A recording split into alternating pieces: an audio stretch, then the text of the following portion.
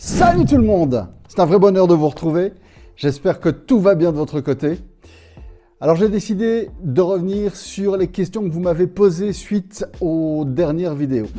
Alors on va répondre à Dorian qui nous écrit depuis les Hauts-de-France, qui nous a demandé comment on fait pour devenir animateur radio.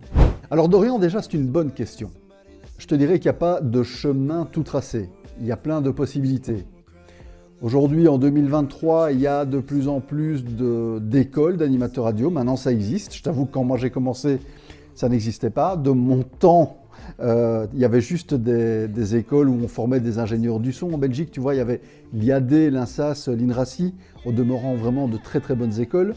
Mais animateur radio, etc., à l'époque déjà, ce n'était pas considéré comme étant en tant que tel un vrai métier. Tu sais, moi, quand j'ai commencé et que j'ai dit à ma famille que j'allais commencer à faire de la radio, tout le monde m'a dit « Ouais, c'est bien, c'est bien de faire ça le week-end, mais il faut quand même que tu te trouves un vrai métier. » quoi. Donc, c'était pas... voilà.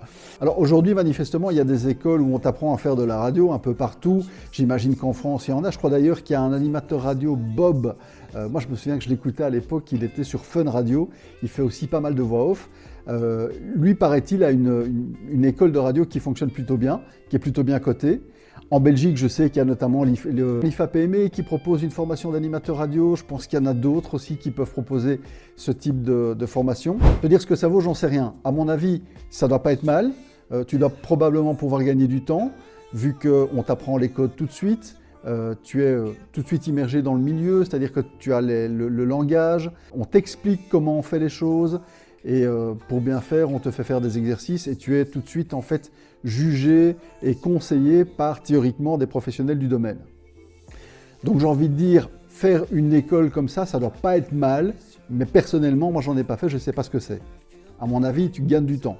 Sans ça, il y a, j'ai envie de te dire, l'école de la rue, ou je ne sais pas comment je pourrais le dire d'autre, c'est le fait de bouffer du micro. Tu vas trouver une petite radio locale, tout près de chez toi, tu pousses les portes, et puis tu vas te proposer, et tu commences, et tu fais des émissions, et tu fais des émissions, et tu fais des émissions, et surtout, tu t'écoutes régulièrement, tu t'analyses, tu essayes d'être critique avec toi-même, tu écoutes aussi ce que font les autres, pas pour les copier, mais pour voir un petit peu comment on pose sa voix, par exemple.